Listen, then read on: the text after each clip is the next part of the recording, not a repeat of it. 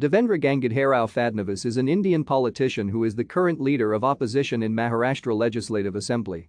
He also served as the 18th Chief Minister of Maharashtra, in office from 31 October 2014 to 12 November 2019. He was the first Chief Minister of Maharashtra from the Bharatiya Janata Party. Fadnavis took an oath for the second term as the Chief Minister of Maharashtra on 23 November 2019. He resigned on 26 November 2019, just 3 days after taking an oath as the Chief Minister of Maharashtra and a day before a floor test in the Assembly of Maharashtra, citing the lack of a BJP majority as the reason. Fadnavis is a member of the Bharatiya Janata Party and the Rashtriya Swayamsevak Sangh.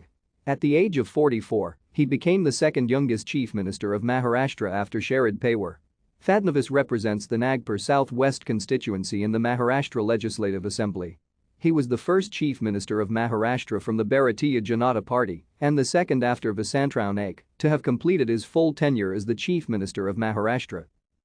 Fadnavis was born in a Brahmin family in Nagpur. Thank you for watching. Like and subscribe if you would like to view more of our videos.